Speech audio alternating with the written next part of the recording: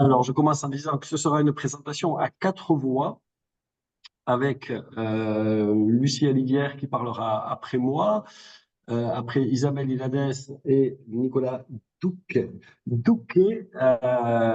et que donc mon introduction sera d'ailleurs plutôt brève. Ce que l'on présente aujourd'hui, ça s'inscrit dans un projet général d'études d'essénographie et particulièrement une déclinaison qui est proposée dans le cadre d'un Ecosnor. Alors les Ecosnor, ceux qui l'ignorent, c'est un financement entre des pays d'Amérique latine, du nord de l'Amérique latine, sinon il existe des Écosud, et la France. Et dans ce cadre, eh bien, nous avons eu un financement qui nous invite chaque année à avoir un chercheur senior, donc un vieux, Lucie Alidière ou François Péréa, et un jeune, Isabelle Ilanès ou Nicolas Duke, et nous allons voilà, rencontrer nos équivalents en Colombie, autour de Sylvia pardon, Boutrago. Voilà, donc nous faisons des terrains et c'est une partie de ce travail que nous présentons aujourd'hui. Et l'objet de cet Ecosnor, ce sont les scénographies hybrides, donc sur plusieurs terrains, en particulier la France et la Colombie, je l'ai dit, avec le Muséum de Toulouse et Rivesaltes pour la France et musée de Maloca et festival de la Imagen du côté de la Colombie. Je vérifie ma prononciation espagnole auprès de Nicolas. Merci. Et donc, on observe d'une manière générale l'ingénierie scénographique et les dispositifs de médiation. Alors, le terme hybride qui qualifie scénographie pourrait paraître surprenant. Il désigne plusieurs choses. D'abord, que ces scénographies, elles conduisent à des expériences qui sont multimodales et complexes. Elles peuvent mêler des expériences présentielles, des expériences en distanciel par le numérique, mais également toutes les formes hybrides et intermédiaires, in situ ou pas, en synchrone ou en asynchrone. Et le second aspect auquel réfère hybride, c'est eh bien, la pluridimensionnalité de ça va vite les slides. La pluridimensionnalité, merci beaucoup, la pluridimensionnalité de nos observations qui vont de la création des scénographies par les professionnels jusqu'à la réception par les publics. Et notre approche ici, puisque il y a un angle théorique et épistémologique qui est le nôtre, et pour le présenter rapidement, c'est une approche en sciences du langage.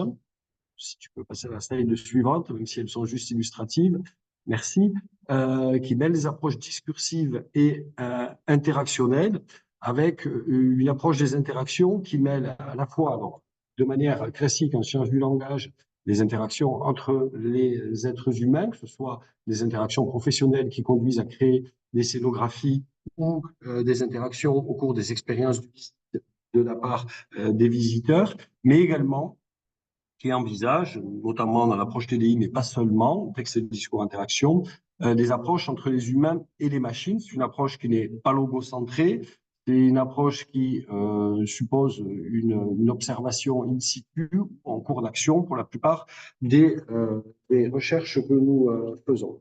Alors, je l'ai dit tout à l'heure, il y a plusieurs dimensions dans ce projet général sur la scénographie elle-même, le produit, sur les expériences, c'est-à-dire la réception, et sur le travail scénographique. Et ce que l'on va présenter aujourd'hui, c'est un peu un travail à cheval entre production et réception, puisqu'il s'attache à la médiation telle qu'elle intègre et anticipe et reconfigure des activités de réception, puisque à la fois les producteurs de scénographie et les médiateurs eh bien, développent des programmes de médiation en fonction d'une réception qui est supposée, imaginée, plus ou moins documentée, etc.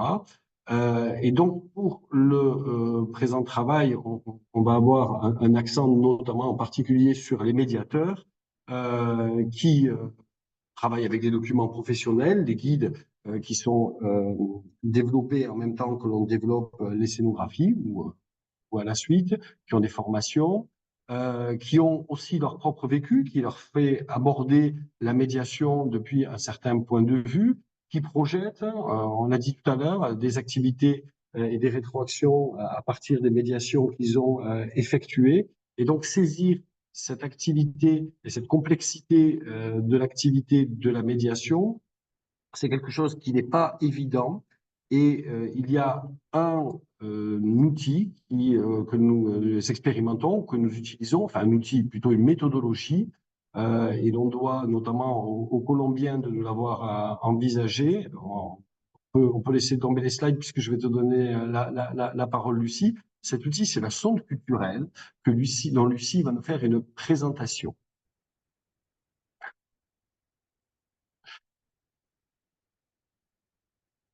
Dès qu'elle aura mis son micro. Merci François. Alors, effectivement, cette deuxième partie de la présentation, elle est consacrée à l'état de l'art des travaux scientifiques qui portent sur l'outil méthodologique de la sonde culturelle, qui est par ailleurs apporté un peu comme un concept aussi clé dans l'étude des dynamiques interculturelles et des processus de médiation. Donc la sonde culturelle, je viens de le dire, c'est un instrument méthodologique qui est employé pour capter, analyser des interactions, des pratiques artistiques aussi, puis plus largement des dispositifs éducatifs.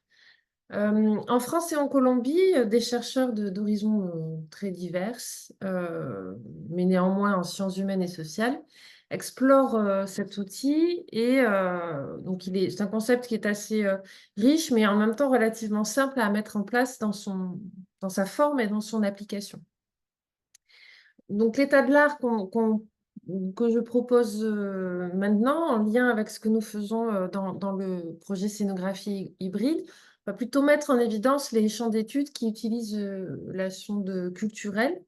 Euh, on va également parler quand même de ce qui est pour nous des limites un peu dans l'usage de cet outil méthodologique du point de vue donc, des sciences du langage, puisque c'est le champ disciplinaire dans lequel s'inscrit l'équipe côté France du projet. Et puis, on montrera un peu l'articulation entre ce dispositif méthodologique et les objets que nous explorons dans le cadre du projet ECOS-Nord. Et ça, ce sera l'objet de la partie qu'Isabelle Ilanès et Nicolas Douquet présenteront. Donc, d'abord, qu'est-ce qu'une sonde culturelle? C'est une méthode qui a vocation à collecter des données qualitatives et qui va se composer d'un ensemble d'outils conçus pour inciter des individus ou des groupes d'individus à partager des informations sur des expériences quotidiennes. À l'image donc sondes, des outils possibles qui constituent une sonde culturelle. Alors, on en trouve de diverses sortes. D'abord, le carnet de bord. Donc ça, c'est souvent un cahier qu'on remet aux personnes, aux groupes de personnes, souvent stylisé, un peu personnalisé pour le rendre plus attrayant et aussi plus engageant dans son utilisation. C'est un carnet de bord qu'on remet donc avec des consignes claires, mais des consignes qui sont quand même plutôt ouvertes. Les participants donc, sont invités à y noter leurs pensées, leurs expériences, leurs observations sur des aspects spécifiques de leur vie quotidienne. Donc, ils sont invités à documenter des interactions, des perceptions, et ils documentent ce carnet de bord sur un temps plus ou moins limité, généralement quelques semaines. Et donc, les questions qui peuvent être posées sont, par exemple, décrivez une interaction que vous avez eue aujourd'hui, qui vous a semblé particulièrement significative. Avec qui avez-vous eu cette interaction? Le lieu de cette interaction? Pourquoi elle vous a marqué? Voilà. Un autre outil possible, c'est celui des appareils de capture multimédia. Donc souvent, en fait, c'est par exemple les appareils photo, les enregistreurs audio, des appareils photo plutôt jetables, des enregistreurs audio ou même encore des applications mobiles. Donc les participants utilisent ces outils pour enregistrer des conversations, prendre des photos, filmer des moments qui vont être significatifs pour eux et qui vont venir en fait enrichir leur carnet de bord. Autre élément, autre contenu type d'une sonde culturelle, ce sont bien, les activités guidées, comme par exemple réaliser des cartes postales à partir de questions du type quels sont les 3 objets les plus importants dans votre vie quotidienne ou dans votre maison, pourquoi? Voilà. Et enfin, dernière, je dirais, catégorie d'éléments, catégorie d'objets qui constituent une sonde culturelle, ce sont des éléments plutôt interactifs, du type jeu de cartes, collage, dessin, à travers lesquels les participants vont pouvoir représenter différentes émotions, différentes situations, et être invités à choisir celles qui vont refléter le mieux leur expérience récente.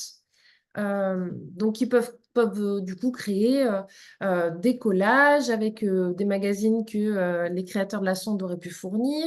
Ils peuvent également travailler à partir d'illustrations, enfin, diverses et variées. Je le disais et je le répète, l'utilisation de ces sondes culturelles, c'est souvent quand même sur quelques semaines, et à la fin de la période, donc les chercheurs viennent collecter les carnets de bord, les appareils de capture multimédia donc, et l'ensemble du matériel fourni, pour ensuite analyser de manière qualitative ce qu'on appelle souvent dans le milieu des insights.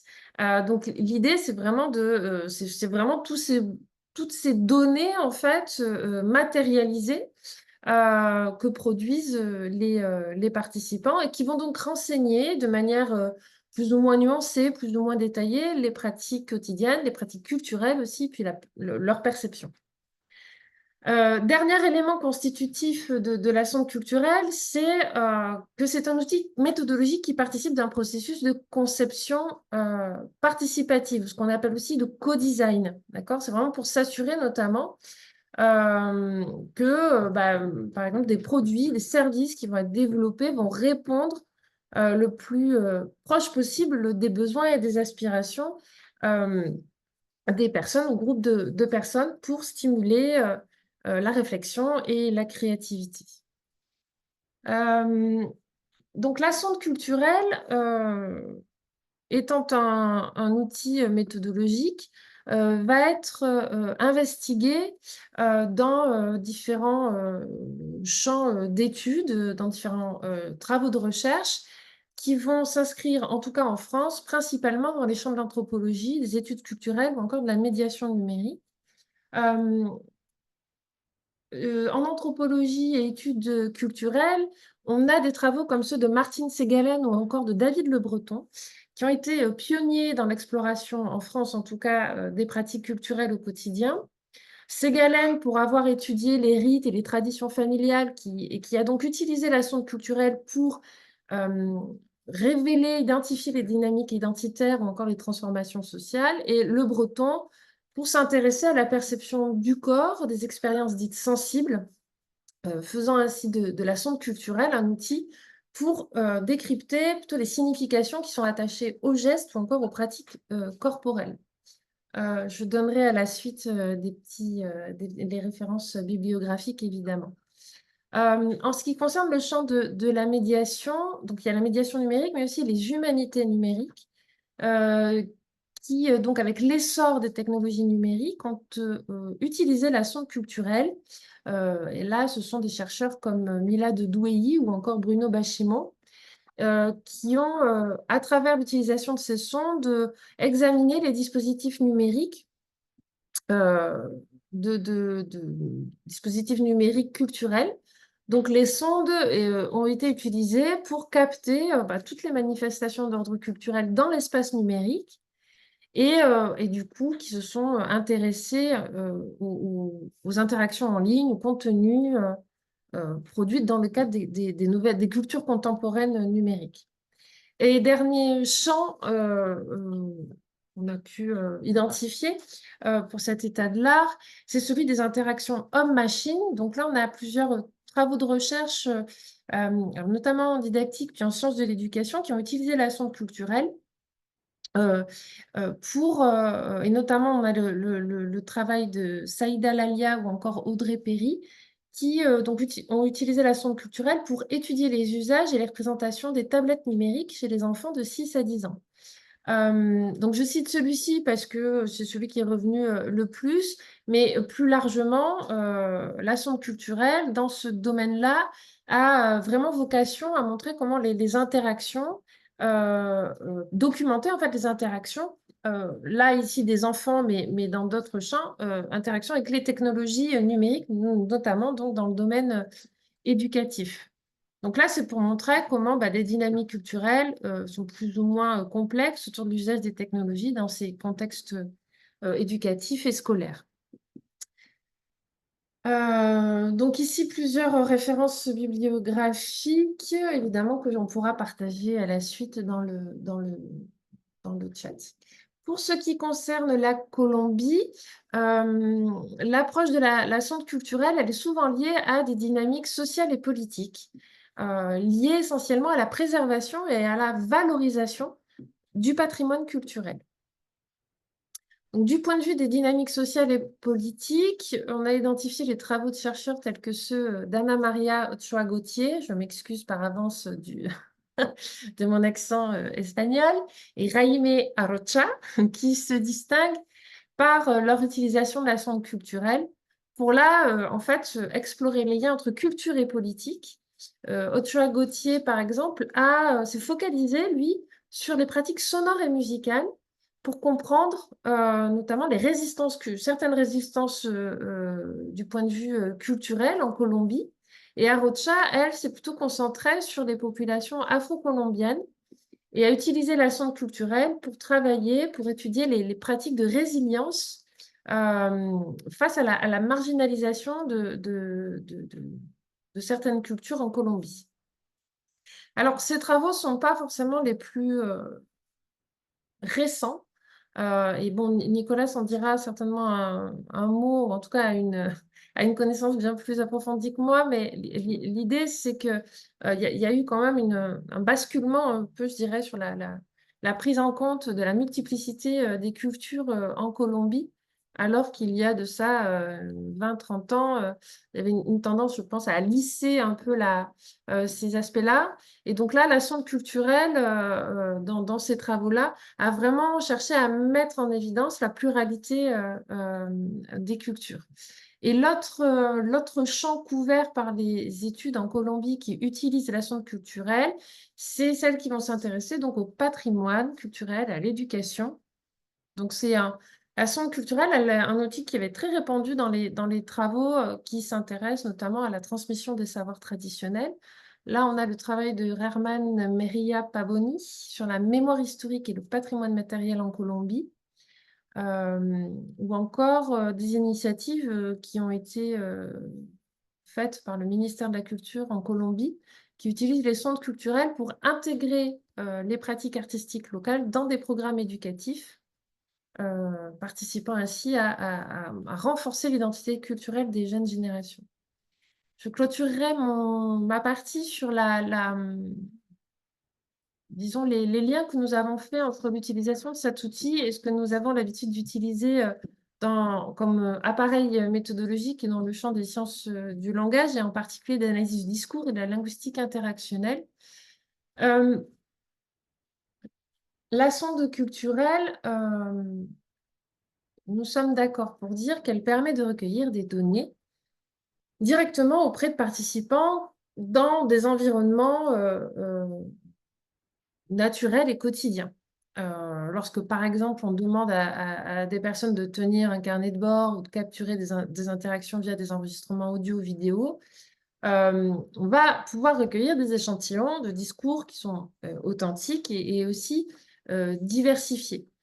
La sonde culturelle va également permettre de capter ça donc en temps réel, notamment par l'enregistrement des conversations. Et seulement, la limite qu'on pourrait soulever et qu'il faut avoir en arrière-plan, de notre point de vue en tout cas, c'est que, évidemment, que ce type d'outil va engendrer des modifications auprès des comportements et des discours des participants. On va parler de problèmes du biais ou encore de l'effet Hawthorne. Donc là, c'est les individus qui changent leur comportement simplement parce qu'ils savent qu'ils sont observés ou parce que l'outil est là pour les décentrer un petit peu de ce qu'ils pratiquent ou pensent de manière plus ou moins consciente dans leur quotidien. Et puis, c'est un dispositif qui va venir qui a quand même une perspective très micro, car il vient capter des expériences individuelles, mais ces expériences ne sont pas forcément représentatives de l'ensemble d'une population ou d'un contexte culturel. Et puis enfin, c'est l'analyse des données qualitatives qu'on va obtenir via les sondes culturelles. Elle peut être quand même plus ou moins complexe et plus ou moins chronophage, sans avoir forcément un cadre d'analyse bien, bien strict. Donc, il faut vraiment penser pour nous, ce type d'outils méthodologiques. C'est un dispositif qu'on doit penser comme complémentaire à un appareil méthodologique qui est de plus grande ampleur pour justement pouvoir saisir pratiques discursives et phénomènes langagiers dans des contextes culturels. Et puis, il faut également penser cet outil comme une façon de documenter en fait des pratiques professionnelles, des médiateurs culturels notamment, et des pratiques des publics dans les institutions culturelles muséales. Voilà, donc je vais à présent laisser la parole à Isabelle Ilanès et Nicolas Douquet pour expliquer les objectifs qui ont conduit justement à l'utilisation de la sonde culturelle au sein du projet Scénographie hybride et puis aussi pour exposer les premiers résultats qui ont été conduits sur les terrains, sur nos terrains. Merci beaucoup, Lucie. Donc, je prends la main J'arrête sur le la partage de mon diapo. côté, je te laisse partager. Ouais. Alors, est-ce que c'est bon pour vous au niveau de la diapo? Oui. Ok, super. Merci, merci Lucie. Donc pour ma part, je vais vous présenter notre travail de terrain. Donc tel que cela a été présenté, la sonde culturelle, c'est une méthode de recherche qualitative qui est centrée sur l'expérience. Il s'agit d'une méthode heuristique parce qu'elle permet de faire émerger en collaboration avec les acteurs du terrain à la fois les dispositifs d'enquête et les observables. Donc, dans le cadre du programme de recherche scénographie hybride, on travaille avec 2 musées partenaires. Le musée Maloka, qui est un musée dédié aux sciences et aux technologies. Maloka, c'est en réalité un espace assez vaste qui peut s'apparenter au parc de la Villette de Paris. Et l'équipe du CEMIA Lab, donc notre laboratoire partenaire en Colombie, qui est dirigé par Sylvia Buitrago, a travaillé avec leur médiateur sur une exposition qui s'appelle Migrer, un acte de courage et qui traite des mouvements migratoires des populations aux échelles nationales et internationales. Avec cette exposition, l'objectif du musée Maloka, c'est de questionner et de prévenir les comportements discriminatoires envers les populations migrantes en repensant la mobilité humaine à partir d'un point de vue émique. Et on a donc en France un autre musée partenaire qui est le Muséum de Toulouse, musée d'histoire naturelle, qui va placer, lui de son côté, au cœur de son projet scientifique et culturel, les enjeux et problématiques sociétales et environnementales qu'il questionne au prisme de ses collections naturalistes, ethnographiques et préhistoriques. Donc, du côté du muséum, l'exposition sur laquelle nous travaillons est l'exposition temporaire Sex Appeal, qui aborde la question de la sexualité des végétaux et des animaux. Donc là, vous voyez une illustration de la fin de l'exposition avec une représentation d'artistes au plafond et donc les différents objets exposés sur cette dernière partie de l'exposition. Donc sur ces 2 terrains, il s'agit pour nous de venir sonder en fait les modalités de production, de circulation et d'appropriation du discours expographique pour caractériser le processus de formation des mémoires collectives et la façon dont ces mémoires vont contribuer à la production du discours patrimonial en contexte muséal. On a choisi d'observer pour cela, d'un côté les pratiques professionnelles, c'est-à-dire les pratiques muséographiques, scénographiques et de médiation, et de l'autre côté, les pratiques de réception. Donc là, comme le disaient François et Lucie, on est pour l'instant plutôt dans une phase de travail avec les médiateurs. Donc, à l'heure actuelle, on a pu observer 3 phénomènes. à partir desquels il nous semble possible de documenter la façon dont se forgent ces mémoires collectives et le discours patrimonial en tant que discours constituant. Je reprends là un concept développé par Dominique Maguenot qui définit les discours constituants comme des aires de production verbale normative et structurante pour la société. Et donc, à partir de l'observation des pratiques professionnelles, on a identifié un phénomène de continuité qui, par le biais des dispositifs ex situ, va développer tout ou partie du discours dans un temps et un lieu différents. Un phénomène de complémentarité qui se présente sous la forme d'un dispositif in situ visant à compléter ou appuyer tout ou partie du discours de l'exposition. Et également, on a identifié un phénomène de transposition qui va viser à exporter l'expérience du visiteur dans son intégralité au sein d'un dispositif numérique. Donc, dans le cas de Malouka, on s'est particulièrement intéressé à saisir à travers la sonde culturelle les représentations contextualisées du phénomène migratoire et la façon dont les médiateurs ont produit ou adapté leur contenu de médiation au regard de cette thématique. Il faut savoir que pour réaliser cette action de médiation, les médiateurs disposent de plusieurs outils et documents sur lesquels ils s'appuient, parmi lesquels un guide muséographique et un passeport qui est en fait un objet physique qui est remis aux visiteurs au début de l'exposition et qui les accompagne tout au long du parcours en les invitant à s'immerger dans les diverses problématiques de l'acte migratoire. Et donc, pour lancer cette sonde culturelle, nous avons défini avec les médiateurs ce que nous avons appelé des déclencheurs, c'est-à-dire des questions clés, des défis ou des temps réflexifs à partir desquels explorer plus avant ce processus de production du discours de médiation qui porte donc là, dans le cas de Malouka, sur le phénomène migratoire. Ces déclencheurs, on a travaillé avec les médiateurs pour les identifier dans les 3 temps de la médiation, c'est-à-dire dans l'avant, dans le pendant et dans l'après-médiation, pour documenter les modalités de formation de cette mémoire collective autour du phénomène migratoire et plus largement pour documenter la façon dont cette mémoire elle va se constituer en discours patrimonial. Je vous montre ici quelques déclencheurs dégagés par les médiateurs durant la sonde culturelle et qui sont devenus des observables. Donc, par exemple, dans l'avant-médiation, les médiateurs ont exploré la façon dont leur expérience ou leurs connaissances particulières ont pu participer à la production du discours de médiation. Dans l'instant même de la médiation, certains médiateurs ont choisi de documenter la façon dont les visiteurs ont enrichi le discours de l'exposition. Et enfin, dans l'après-médiation, les médiateurs ont, par exemple, choisi de documenter la place donnée à la parole des visiteurs durant l'action de médiation et la façon dont leurs contributions ont pu influencer la visite. Alors, du point de vue du matériel, voilà ce qui a été coélaboré avec les médiateurs. On voit ici à gauche un kit de départ constitué de plusieurs activités de matériel créatif. Donc ici, l'activité est intitulée « Cartographie de la médiation » et elle invite le médiateur à planifier ou à restituer son itinéraire en indiquant sur le plan des points d'intérêt particuliers avec des couleurs. Donc pour ces points d'intérêt, ça peut être par exemple restituer la variation des réactions des visiteurs ou de leurs contributions à des moments particuliers de l'exposition. Donc un deuxième dispositif que Lucie avait présenté, le carnet de bord que le médiateur va remplir au gré de ses actions de médiation au regard des observables qu'on a identifiés en amont.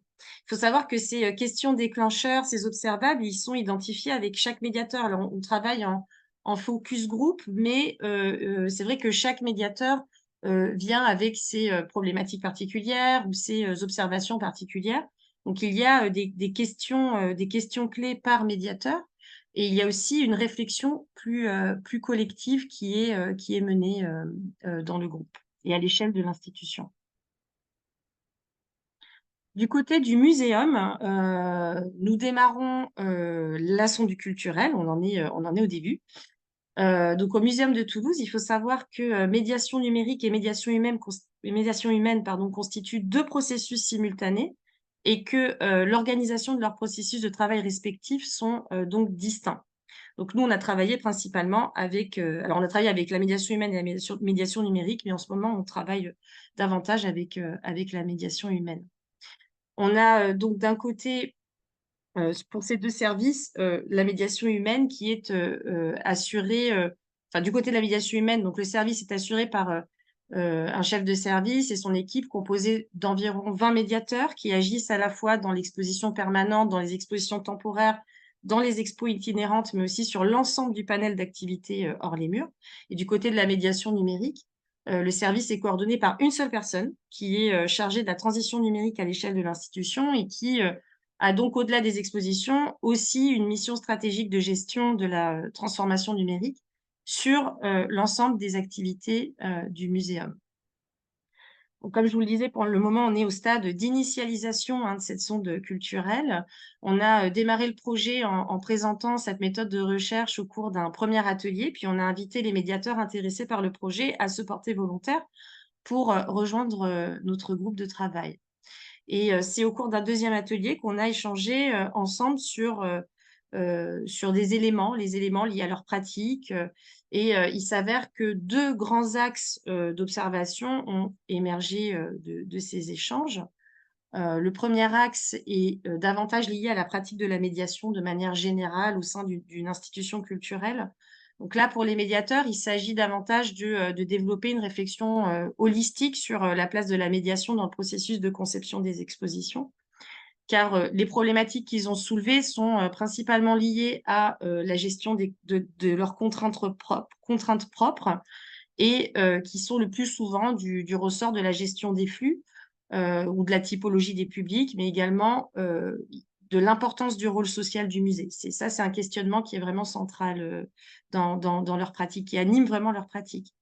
Et il semblerait intéressant d'intégrer ces éléments dès les premières phases du processus de production. Voilà, c'est ce qui est ressorti parce que, en fait, pour le moment, la médiation humaine, elle est incorporée au processus de production expographique une fois que la première partie de ce processus a été entérinée, c'est-à-dire une fois que la note d'intention a été validée, que le contenu propositionnel a été approuvé à travers un pré-programme muséographique et que l'avant-projet détaillé, donc qui va concerner les éléments scénographiques, plastiques, les éclairages, etc., ont été validés par le comité de pilotage. Donc, l'idée ici, dans ce premier axe et à travers cette sonde, c'est d'appréhender les enjeux et les modalités d'affectation de cette pratique de médiation à différentes phases du projet, comme des indices à travers lesquels observer la production du discours expographique et du discours patrimonial.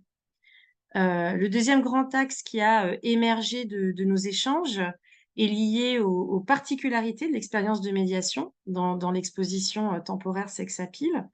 À partir de l'entretien collectif qu'on a réalisé donc avec la dizaine de médiateurs volontaires, on a pu mettre en évidence des points d'achoppement entre le discours des publics et les discours expographiques et de médiation, ou des comportements particuliers des visiteurs qui nous ont invités à esquisser une première typologie des publics spécifique à cette exposition. C'est un élément de réflexion, c'est pas quelque chose de forcément stable. Évidemment, c'est quelque chose qu'on devra mettre en regard des données qui seront collectées ultérieurement. Mais du coup, bon, il est ressorti cette typologie que je vais discuter du coup avec les médiateurs ce jeudi. Et donc, il apparaît que cette typologie, elle diffère légèrement de celle qui est couramment usitée dans le secteur culturel. De manière générale, les publics du secteur culturel sont identifiés au regard de paramètres interactionnels particuliers, tels que leur rôle, la finalité de leur visite, etc. Et on retrouve donc généralement des catégorisations telles que le grand public, le public cible, le public scolaire, empêché ou encore éloigné. Je renvoie ici notamment aux travaux d'Olivier Donat. Dans le cadre de la sonde culturelle initiée au Muséum pour l'exposition Sex Appeal, on relève à partir des données d'entretien plutôt 4 grands types de publics. Un public familial pour qui la visite a principalement une visée éducative et on observe dans ce public en fait 2 attitudes face au discours du médiateur. On a soit une demande de régulation du contenu propositionnel pour des raisons variées, parfois pour des raisons personnelles liées au souhait de non-divulgation de certains savoirs. Je rappelle que l'exposition parle de sexualité, mais de sexualité animale et de sexualité végétale. ou à l'inverse, on a un engagement plein de l'ensemble des membres de la famille et une adhésion totale au contenu propositionnel médié. On a pu dessiner également un deuxième type de public, un public enquêteur qui s'apparente à ce qu'Olivier Donat appelle le grand public, c'est-à-dire un public moins régulier, plus hétérogène, mais dont la caractéristique principale est ici de s'enquérir du thème de l'exposition. Alors, certains groupes ont particulièrement retenu l'attention des médiateurs. Ils ont notamment reçu un groupe pratiquant une sexualité sadomasochiste qui se caractérisait par son approche critique des sexualités animales et végétales et par un surinvestissement du médiateur qui était principalement mobilisé pour compléter le discours muséographique. Donc, on a ces types de publics qui sont en fait, dont la visite est déclenchée par un thème et par un intérêt particulier qui vient enquêter davantage sur le thème de l'exposition. On a également un public frontalier, dit frontalier en tout cas, c'est-à-dire qui se situe à la frontière entre ses croyances propres et la scientificité du contenu muséographique. Pour le public frontalier, l'espace expographique, c'est un peu un lieu frontière où viennent se confronter savoir de connaissance et savoir de croyance, hein, c'est-à-dire d'un côté les savoirs construits à partir de l'expérimentation scientifique ou qui sont universellement partagés, et de l'autre, les dogmes, les idéologies et les opinions. Je renvoie ici, bien sûr, aux travaux de Patrick Charodeau. Donc ici, le thème de l'exposition fait du dispositif expographique un lieu frontière où les croyances des visiteurs viennent défier ou questionner les faits scientifiques exposés à travers les contenus muséographiques et à travers le discours du médiateur. Donc ça met parfois en tension justement l'action, l'activité de médiation. Et enfin, on a un public enseignant. Donc, il y a beaucoup de groupes scolaires qui viennent au muséum. C'est une catégorie qui est très courante hein, dans les musées. Mais là, ce qui a retenu mon attention dans le discours des médiateurs, c'est qu'à travers leur classe, en fait, la présence des enseignants, elle marque un choix d'adhésion au contenu propositionnel de l'exposition en termes de visée pédagogique. Donc, ils ont vu des classes, voire des écoles, des enseignants qu'ils connaissent, plus ou moins, en fait, se déplacer ou non au regard de cette thématique de la sexualité des plantes, des végétaux et des animaux. Et c'est donc en s'appuyant sur cette typologie particulière que on peut discuter avec les médiateurs on peut envisager d'observer, de saisir ces formes de continuité, de complémentarité, de transposition que j'évoquais plus haut, qui constituent ou non d'ailleurs le discours patrimonial. C'est en cours de réflexion et de travail avec l'équipe, notamment à travers la sonde culturelle. Voilà pour ma partie. Donc, je vais passer maintenant la parole à mon collègue Nicolas, qui va préciser la relation entre la méthodologie de la sonde culturelle et la pratique de la recherche-action participative et qui va également mettre en perspective l'objet culturel sous le prisme de la pluriculturalité. J'arrête le partage du coup, hein. Je vous donne la main.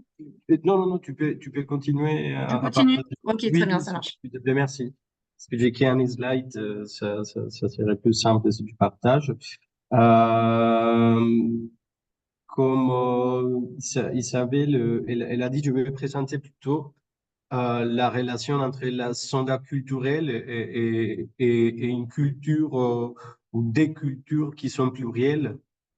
Et notamment pour remarquer la relation que cette approche, cette méthodologie a aussi avec l'histoire des sciences sociales et humaines à l'Amérique du Sud, notamment en Colombie, que c'est les cas qu'on connaît mieux avec l'équipe qu'on a travaillé. Et tout d'abord, il faut dire que on a bien remarqué depuis le début de ces projets que même les institutions culturelles en Colombie, Maloca ou aussi les musées nationaux de la Colombie,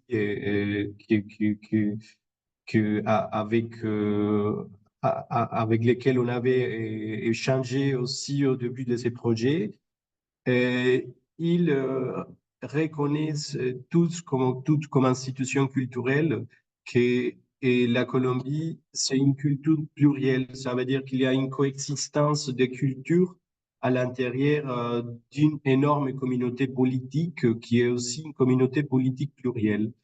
Et ça pose déjà des enjeux, aussi des problèmes pour la recherche, parce que la reconnaissance de cette pluralité, c'est aussi la reconnaissance de la légitimité de quelques acteurs politiques qui ne sont pas forcément des individus, mais qui sont des communautés et qui connaissent très bien une vie communautaire. Et c'est pour cela que dans la recherche qui implique les publics et des publics communautaires en Colombie, des approches d'action participative ont été importantes. Il faut remarquer quelques lignes par rapport à ça pour faire aussi la relation avec les ondes culturelles. Et c'est important dans l'histoire, notamment l'approche de la recherche-action participative qui a été proposée à la fin des années 90, au début des années 2000, par les sociologues colombiens Orlando Falsborda et aussi par les biologistes Jaime Arocha, le deux avec une formation dans des institutions internationales aux États-Unis ou ici en Europe, avait reconnu le besoin de mettre en question la relation classique et typique qu'on avait avec les publics et avec les sociétés, avec les groupes humains quand on s'est rapproché à ces contextes pour faire la recherche. Ça veut dire qu'ils sont un peu proposés un déplacement de la relation observation-participation pendant la recherche. Ils sont proposés aussi d'intégrer les communautés comme partie de la recherche. Ça veut dire que chercheurs et communautés peuvent dialoguer pendant la recherche afin de déterminer aussi des questionnements, même les questions de recherche. Et normalement, quand il s'agit de la littérature anglophone, on appelle d'une approche bottom-up, d'une approche ascendante, dans laquelle les dialogues avec les communautés ou avec les publics fait émerger des questionnements, fait émerger des questions de recherche. Et dans les cas particuliers de la Colombie, comme Lucie l'avait dit, il y a une tradition importante dans les études plutôt d'anthropologie, des rapproches aux communautés qui se reconnaissent comme communautés noires, communautés afrodescendantes, ou même les communautés indigènes, que pour les relations avec les institutions, soit politiques, soit culturelles, ont cherché et une reconnaissance d'existence. C'est pour cela qu'ils ont été reconnus comme une culture parmi d'autres cultures dans un grand ensemble social et participent parfois aussi à la recherche. Il y a des cas très faciles à expliquer. Dans la construction des politiques publiques, on peut faire les politiques publiques à partir des bureaux centraux qui vont proposer comment faire le monde politique, comment construire les institutions, mais il y avait toujours des problèmes, des dialogues avec cette approche plutôt des hauts qui partait des hauts après aller aux communautés. Et c'est pour cela que les communautés, ils ont été convoqués aussi pas tout simplement en tant que contexte ou en tant que acteur à être observé, mais en tant que participant. Ça veut dire que l'engagement de la participation des communautés est importante. C'est pour cela que la participation des communautés dans la recherche a donné lieu à une discussion autour de ce que quelqu'un a appelé l'ethnographie publique. Ça veut dire la possibilité que les communautés ont aussi de nous dire quelles sont les façons d'observation et de réflexion qu'ils sont sur leurs propres pratiques, et aussi nous faire voir les solutions qu'ils ont trouvées aux problèmes. Parce qu'il y a aussi, comme a été remarqué derrière l'idée de reconnaître et aussi de savoir quels étaient les moyens, les solutions et les réponses à un contexte difficile, quelle était aussi la résilience de ces groupes sociaux qui étaient là-bas. Ça pour faire un peu d'histoire. Et, et il y a aussi toute une tradition des recherches aussi engagées. Ça veut dire les chercheurs, j'ai parlé de l'histoire des sciences sociales à l'Amérique du Sud. Les recherches sont eux-mêmes engagés avec les communautés, avec certaines demandes politiques, certaines demandes des reconnaissances sociales, des reconnaissances d'existence. Et dans l'histoire particulière de la Colombie, ça a été important parce qu'à partir de la constitution politique de 1991, l'État colombien s'est reconnu lui-même comme un État pluriel et a reconnu l'existence de ces communautés. Et il y a une autre partie aussi importante dans cette relation, on peut dire, avec cette culture plurielle et l'effet que ces relations a eu aussi dans les changements de relations de recherche. Et ce qu'on appelle parfois les social design ou la conception sociale même des dispositifs de recherche, mais aussi de la façon de proposer les transformations sociales. Il y a une reconnaissance aussi des acteurs dans leurs compétences pour agir et la capacité que les acteurs ont de transformer et d'interpréter les réalités.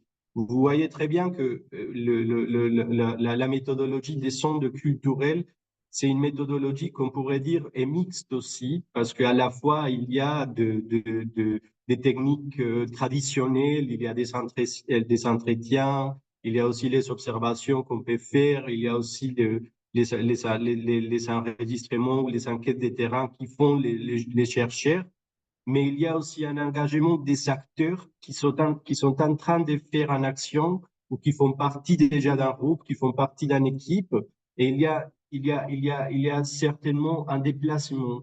Si l'ethnographe classique utilisait un cahier des bord pour faire les descriptions, pour noter les pratiques, pour dire qu'est-ce qu'il s'est passé, c'est l'acteur lui-même qui va pouvoir avoir aussi un cahier des bord pour donner un témoignage de son activité. Si, par exemple, dans la